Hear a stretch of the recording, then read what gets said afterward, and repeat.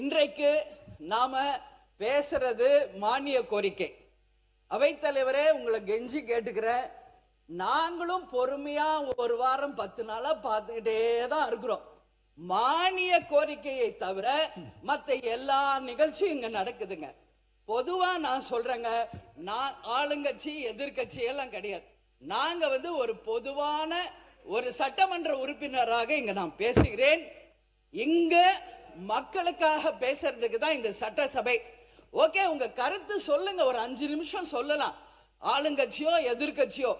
ஆனா டெய்லி 6:30 மணி வரைக்கும் போவதற்கான ரீசன், ஆளாளுக்கு ஒருத்தர் மேல குறை சொல்லிக்கிட்டே தான் இருக்கிறமே ஒழிய, சண்டை போட்டுக்கிட்டே தான் இருக்கிறவங்களே ஒழிய, இதனால தமிழ்நாட்டுக்கோ மக்களுக்கோ இதனால என்ன பலன் என்ற கேள்வியை இங்க நான் கேட்கிறேன். ஆளுங்கட்சி தேர்ந்தவர்கள், இதுவரைக்கும் ஆட்சி செய்தவர்கள் எல்லாரும் சிறப்பா தான் ஆட்சி செஞ்சிருக்காங்க. இதுவரைக்கும் யாருமே இங்க குறை சொல்ல முடியாது. எந்த ஆட்சியா இருக்கட்டும், அவங்க காலகட்டத்திற்கு தமிழ்நாட்டுக்கும் தமிழக மக்களுக்கும் அவங்க நல்லதுதான் பண்ணியிருக்காங்க. இன்னைக்கு உங்களுக்கு வாய்ப்பு கிடைச்சிருக்கிறது.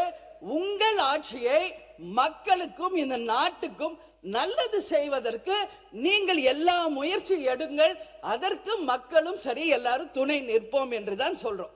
ஆனால் இங்க பொதுவா நாங்க இங்க பாருங்க, எல்லாருமே அவைத்தலைவர் அவர்களே, நைட் அண்ட் டே எக்ஸாமுக்கு கூட இப்படி யாரும் ப்ரிப்பேர் பண்ணி இருக்க மாட்டாங்க. எல்லா சட்டமன்ற உறுப்பினரையும் நான் சொல்றேன், நைட் அண்ட் டே உட்கார்ந்து ப்ரிப்பேர் பண்ணி வர்றாங்க. ஆனா இங்க வாய்ப்பே கிடைக்க மாட்டேங்கிறது. எப்ப பாரு சண்டை சண்டை சண்டை அப்படின்னா மக்களுக்கு இதனால என்ன பலன்? நானு இப்ப நீங்க சொன்னீங்க, ஒரு நிமிஷம், வாக்குவாதம் என்பது ஒரு அளவுக்கு இருந்தால் ரசிக்கலாம். கடந்த 2 நாட்களா இங்க நான் வரல, மக்களோட சந்திக்கிறேன். மக்கள் என்ன சொல்றாங்களோ அதை இங்க நான் குறிப்பிடணும். இதுவரைக்கும் சட்டமன்றம் நல்லா போயிட்டு இருந்துச்சு, நாங்களும் இன்ட்ரெஸ்டிங்கா டெய்லி பார்த்துக்கிட்டு இருந்தோம். ஆனா ஒரு 3-4 நாளா வெறும் சண்டை தான் போகுதே ஒழிய இதனால யாருக்கு எந்த பலனும் இல்லை. இப்பெல்லாம் நாங்க டிவி ஆஃப் பண்ணிடுறோங்கிறாங்க. ஏன் இதுன்னு சொல்றேன்னா, இங்க மக்களுக்காக பேசணும், மக்களுக்கு நல்லது நடக்கிறதுக்கு தான் இந்த சட்டசபை என்பதை தயவு செஞ்சு எல்லாரும் புரிஞ்சுக்கணும். வாக்குவாதம் பண்ணுங்க, ஆனா 24 மணி நேரம் இருக்கிற 6:30 மணி வரைக்கும் வெறும் சண்டை போனா எப்படி? நானும் பாக்குறேன். முந்தானத்து 6 மணி கோரிக்கை, கடைசி வரைக்கும் 4 மணி வரைக்கும் 2 மானிய கோரிக்கை கூட நம்மளால பேச முடியல. அவை தலைவரே, இது ரொம்ப ரொம்ப மனசு கஷ்டமா இருக்கு. எல்லாருக்கும் நீங்க வாய்ப்பு கொடுங்க.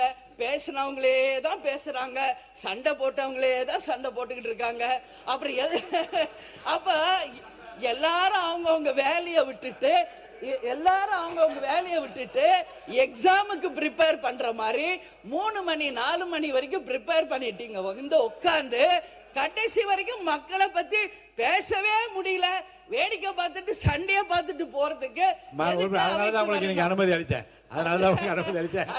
பொறுமை காக்கணும், மக்களுக்காக இங்க எல்லாரையும் பேச வைக்கணும்.